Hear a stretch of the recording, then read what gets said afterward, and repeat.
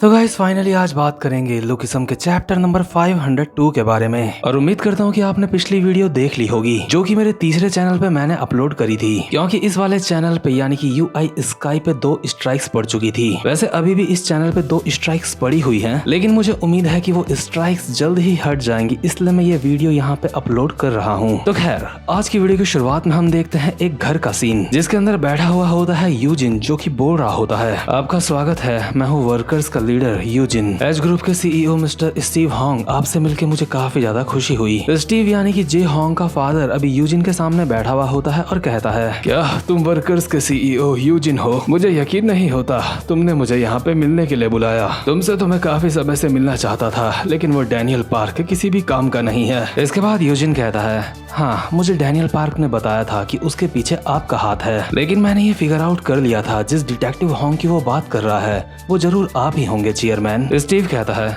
अच्छा, और तुम्हें ये कैसे पता चला कि वो मैं ही होऊंगा? यूजिन कहता है, जिस वक्त बिग डील गैंग को गिरफ्तार किया जा रहा था उस वक्त मुझे इस बात का थोड़ा सा एहसास हो चुका था, क्योंकि पूरे के पूरे कोरिया में ऐसे बहुत कम लोग हैं जिनकी सरकार भी काफी इज्जत करती है, जैसे कि पुलिस वाले या फिर डिटेक्टिव्स। इसलिए मुझे लगा था कि डैनियल के पीछे आपका ही हाथ हो सकता है। स्टीव कहता है, तूने मुझे यहाँ पे क्यों बुलाया है ये बता। यूजिन कहता है, तो ठीक है सर, मैं सीधा मुद्दे की बात करता हूँ। मैंने सुना है कि आप भी चार्ल्स चोई पे अपनी नजर बनाए रखे हैं, है ना? दरअसल इस समय मेरे पास चार्ल्स चोई की एक कमजोरी है और इसलिए मैं कहना चाहता हूँ क्यों ना हम दोनों आपस में हाथ मिला ले और साथ में मिलकर चार्ल्स चोई की हालत खराब कर दें। लेकिन इतने में ही स्टीव यूजिन के मुंह पे चाय फेंक के मारता है और कहता है, तो छोटे कुत्ते के बच्चे, लगता है तो काफी ज्यादा फेमस है। हाँ, मैं देख सकता हूँ बड़े लोगों की दुनिया में तो कितनी अच्छी तरह से घुल मिल गया है, लेकिन हरामखोर बच्चे मेरी बात सुन। हो सकता है कि चाइना की टी ग्रुप की बेटी वीवी और उसके जैसे और लोग ये सोचते होंगे जैसे तो कहीं की बहुत बड़ी तोप है, और वो भी सिर्फ इसलिए क्योंकि कुछ फॉरेन्स के VIPs के साथ तेरे कनेक्शन है। हाँ, लेकिन बेटे असल में तू है क्या? तुझे अपनी औकात का अंदाजा है? तुझे पता है जिन VIPs के साथ तेरा कनेक्शन है उनके माँ बाप मेरे दोस्त हैं, और जब मैं तेरी उम्र का था ना उस वक्त। और हम देखते हैं यहाँ रूम के बाहर मैंडियोक भी खड़ा होता है और साथ में सोफिया भी होती है, जो कि ऑब्वियसली अपने अपने लीडर्स की यहाँ पे रक्षा करने के लिए होंगे। तो खैर स्टीव यूजिन को उसकी औकात याद दिला रहा होता है। इतने में ही यूजिन कहता है, चेयरमैन हॉन्ग, अगर ऐसी बात है तो प्लीज मेरी मदद करिए, मुझे भी आगे बढ़ना है। चेयरमैन हॉन्ग, आपको पता है जब मैं एक छोटा बच्चा था मैं तब से आपके बारे में जानता हूँ, और आपके बारे में सुन के मुझे हमेशा से ही काफी ज्यादा अच्छा लगता था। मैं सोचता था आपने किस तरह से अपने बिजनेस को खड़ा करा है, आप सच में एक कमाल के बिजनेसमैन हो। सच कहूँ जब मुझे पता चला कि आपने मेरे इनविटेशन को एक्सेप्ट कर लिया है और आप यहाँ पे मुझसे मिलने के लिए आ रहे हो, तो उस वक्त मुझे अपने ऊपर गर्व महसूस हो रहा था कि आप जैसे महान बिजनेसमैन ने मेरे इनविटेशन को एक्सेप्ट करा है। सर, अगर आपको चार्ल्स चोई की वीकनेस चाहिए तो वो मैं आपको दे सकता हूँ। सच कहूँ तो इस बहुत बड़ी दुनिया को मैं आपकी छत्र छाया में रह के देखना चाहता हूँ। यूजिन की ऐसी बातें सुन के स्टीव अपना कप टेबल में रखता है और कहता है, मैंने पहले इस बारे में सुना था कि चार्ल्स के पास जो 10 जीनियस थे उनमें से एक जीनियस ऐसा था जिसका व्यवहार बहुत अच्छा था। यूजिन,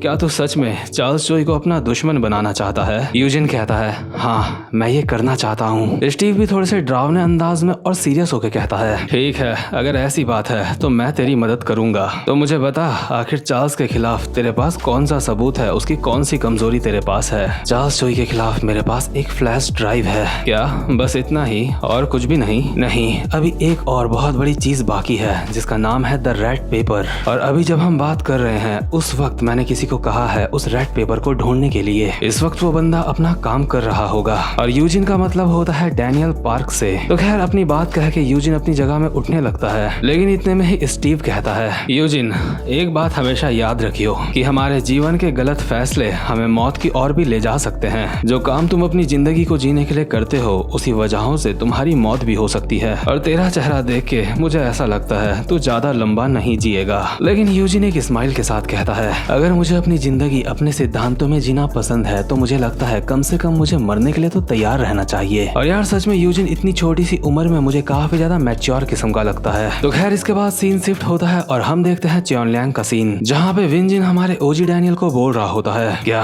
तो इतनी दूर शियोल से यहाँ पे कुछ ढूंढने के लिए आया है? डैनियल कहता है, हाँ यूजिन ने मुझे कुछ काम दिया है। उसने मुझे कहा है कि चार्ल्स चोई को हराने के लिए हमें किसी चीज की जरूरत है जो कि च्योनलियांग में मुझे मिल सकती है। विंजिन कहता है, उसके लिए तो काफी सारे बंदे काम करते हैं, आखिर उसने ये काम तुझे क्यों दिया है? डैनियल कहता है, उसने कहा है जो चीज हमें चाहिए उसे सिर्फ मैं ही ढूंढ सकता हूँ, इसीलिए मैं यहाँ च्योनलोंग के बीच में भटक रहा हूँ काफी देर से। मैं च्योनलोंग के इस वाले इलाके में आया था क्योंकि मैंने एक बार सुना था कि इस इलाके में पहले एक मॉन्स्टर रहा करता था, लेकिन अब तो मुझे यहाँ पे कुछ भी नजर नहीं आ रहा है। और देख विंजिन, मुझे लगता है तू भी मेरे किसी भी काम का नहीं है। मुझे लगता है तू मेरी यहाँ पे कुछ भी मदद नहीं कर सकता, इसलिए देख बुरा मत मानियो। अरे यार मेरे समझ नहीं आ रहा है आखिर उस रेड पेपर को मैं ढूंढूं कहाँ पे। विंजिन कहता है अबे कुत्ते, मुझे रेड पेपर के बारे में पता है। डैनियल ये सुन के कहता है क्या क्या कहा तूने अभी अभी? विंजिन कहता है इससे तेरा क्या मतलब है कि मैंने क्या कहा?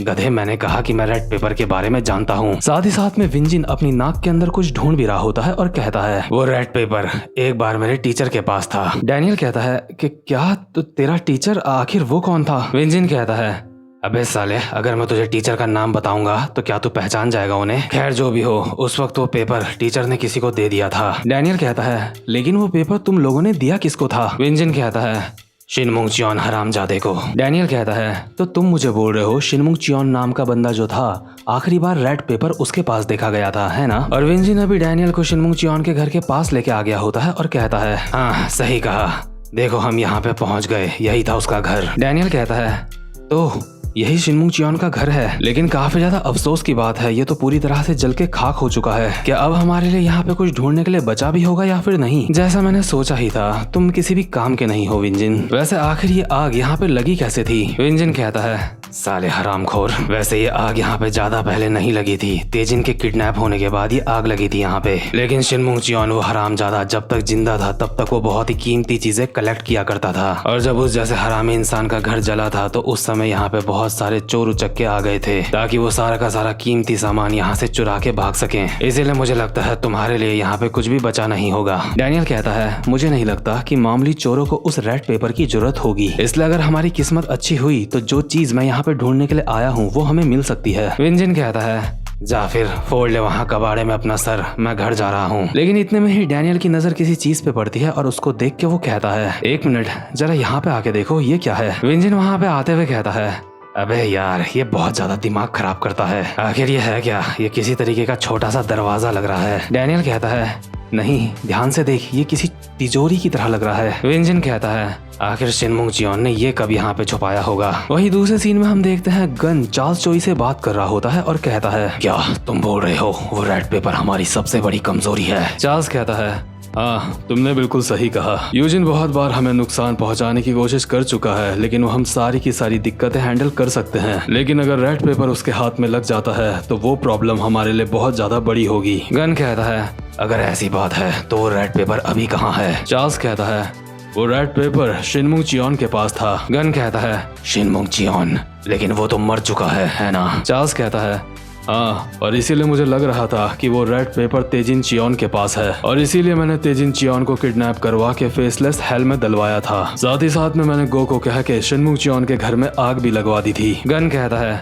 अगर ऐसी बात है तो मुझे लगता है वो रेड पेपर आग में जल के खाक हो चुका होगा। चार्ल्स कहता है हाँ मैंने भी यही सोचा था। गन कहता है क्या वो जला नहीं था इसका मतलब? चार्ल्स कहता है तेजिन चियोन को क्योंकि अपनी जिंदगी बहुत ज्यादा प्यारी थी इसलिए उसने मुझे बता दिया था कि वो रेड पेपर एक सीक्रेट तिजोरी के अंदर रखा हुआ था उसने, और मैंने वहाँ पे जाके उस रेड पेपर को अपनी आंखों के सामने जला दिया था। गन कहता है इसका मतलब तुम्हारी सबसे बड़ी कमजोरी अब खत्म हो चुकी है। चार्ल्स कहता है हाँ मुझे भी ऐसा ही लगता है, मुझे पूरा यकीन है कि मैंने अपने सामने उसको जला दिया था। मैं जानता हूँ वो रेड पेपर इस दुनिया में अब एग्जिस्ट नहीं करता है। और वहीं दूसरे सीन में जैसे डैनियल लोग उस तिजोरी को खोल के देखते हैं तो वो पूरी तरह से खाली होती है, क्योंकि ऑब्वियसली चार्ल्स ने वो रेड पेपर पहले ही वहाँ से जला दिया है। इस खाली तिजोरी को देख के विंजिन कहता है ये तो पूरी तरह से खाली है, क्या वो रेड पेपर पहले ही किसी ने चुरा लिया है? डैनियल कहता है हाँ ऐसा नहीं हो सकता कि सिर्फ यहाँ पे हम ही आए हों, इससे पहले यहाँ पे कोई और आया होगा। वैसे भी हम यहाँ पे काफी ज्यादा देरी से आ रहे हैं। इसके बाद डैनियल कॉल पे यूजिन को कहता है यूजिन ये मैं बोल रहा हूँ, इस वक्त मैं शिनमुंग चियोन के घर के सामने हूँ। यूजिन कहता है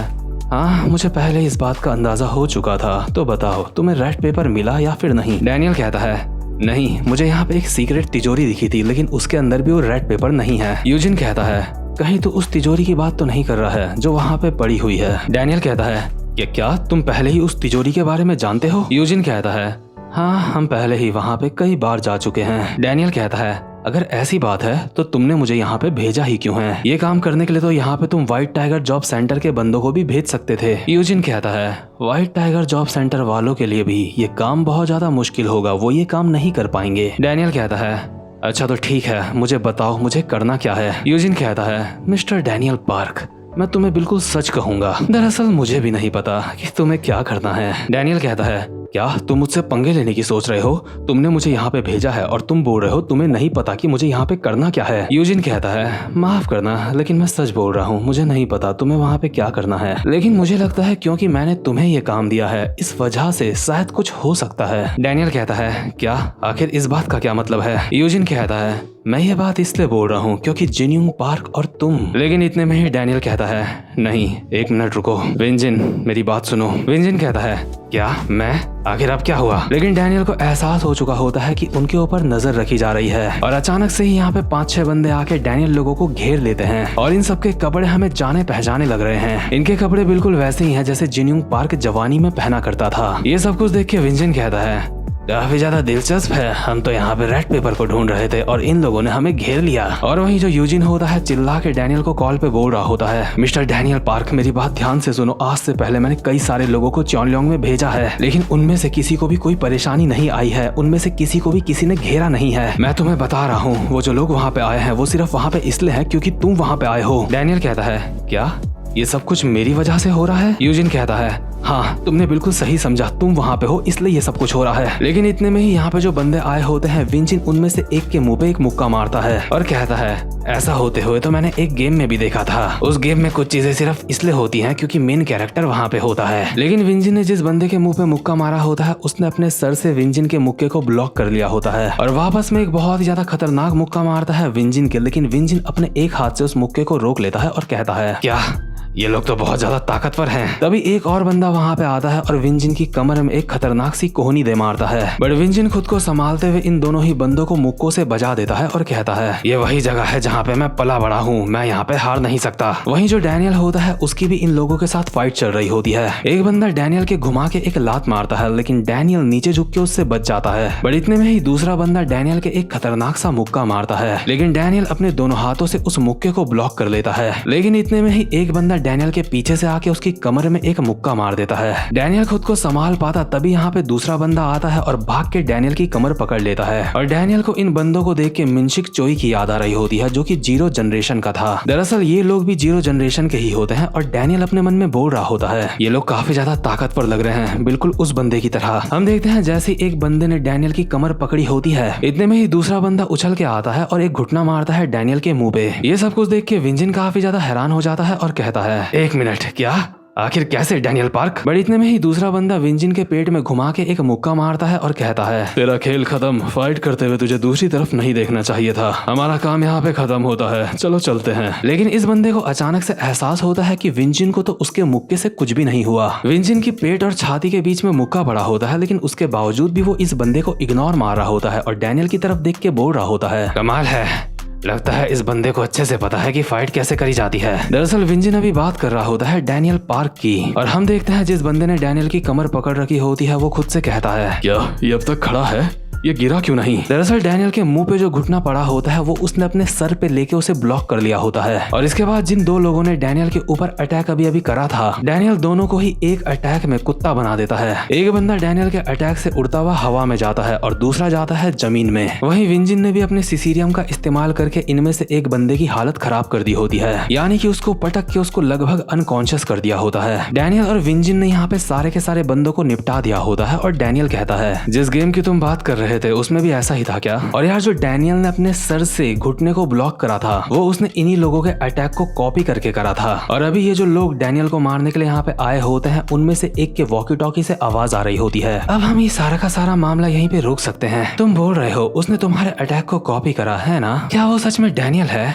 ठीक है तुम सब पास हो गए, तुम सब वापस आ सकते हो। डैनियल हैरान होकर कहता है क्या ये लोग जानते हैं कि मैं कौन हूँ? और अभी हम देखते हैं यहाँ पे एक मोबाइल भी पड़ा होता है जिससे आवाज आ रही होती है। डैनियल, तुम्हें इतना ज्यादा हैरान नहीं होना चाहिए, तो बताओ सब कुछ कैसा चल रहा है? हो सकता है कि काफी सारे लोगों की नजरें हमारे ऊपर हों, इसलिए तुम इन लोगों को फॉलो करो, ये लोग तुम्हें मेरे पास लेके आएंगे। इसके बाद डैनियल लोग इन लोगों के साथ एक जगह पे चले जाते हैं जिस जगह का नाम होता है big crabs like big crabs. Daniel यहाँ पे आते ही विंजिन को कहता है, विंजिन क्या तू इस जगह के बारे में जानता है? विंजिन कहता है, big crabs like big crabs, आखिर ये कैसी जगह है? और विंजिन अपने मन में बोल रहा होता है, क्या चॉनलियांग में कोई ऐसी जगह भी है? लगता है जब मैं चॉनलियांग से चला गया था तब ये जगह यहाँ पे बनी होगी। यानी कि विंजिन भी इस जगह के बारे में कुछ भी नहीं जानता होता। इसके बाद जिन लोगों के साथ डैनियल लोग यहाँ पे आए होते हैं उनमें से एक बंदा किसी को कहता है, मैं इन्हें यहाँ पे लेके आ चुका हूँ और हमारा पीछा कोई भी नहीं कर रहा था। और हम देखते हैं इन सारे लोगों की बॉस इनके सामने होती है जो की एक लड़की होती है। ये लड़की डैनियल की तरफ देख के कहती है,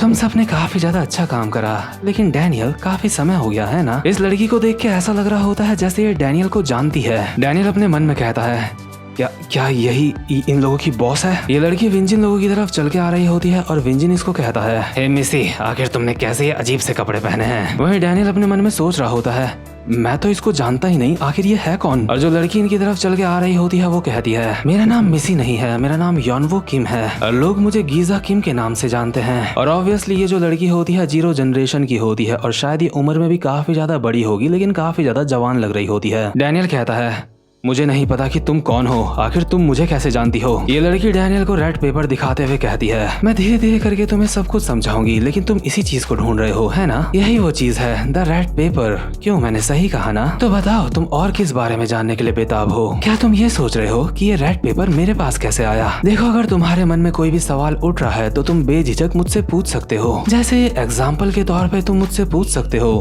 कि कैप्टन जिनयूंग पार्क तुम्हारे कजन कैसे हैं? और यार इस लड़की की बात से तो हमें यही समझ आ रहा है कि जिनयूंग पार्क डैनियल का कजन है। लेकिन ये बात काफी ज्यादा अजीब है क्योंकि जिनयूंग और डैनियल के बीच में काफी ज्यादा एज डिफरेंस है। लेकिन अब ऐसा लगता है कि आगे चल के काफी सारे सीक्रेट्स रिवील होने वाले हैं और साथ ही साथ में जितने भी लोग जिनयूंग के बारे में सोच रहे होंगे कि डैनियल का उसके साथ क्या रिश्ता था, सबकी ही सोच यहाँ पे पीटीजे ने पूरी तरह से गलत साबित कर दी है, साथ ही साथ में मेरी भी, क्योंकि ये तो किसी ने भी नहीं सोचा होगा कि जिनयूंग डैनियल का कजन हो सकता है। बट आगे हमें और भी काफी कुछ जानने को मिल सकता है। लेकिन ये वाला चैप्टर यहीं पे खत्म होता है। उम्मीद करता हूँ कि आपको आज की वीडियो भी अच्छी लगी हो और भाई लोग चैनल को सब्सक्राइब जरूर से कर लेना। अब मैं मिलूंगा आपसे अपनी नेक्स्ट वीडियो में, तब तक के लिए गुड बाय।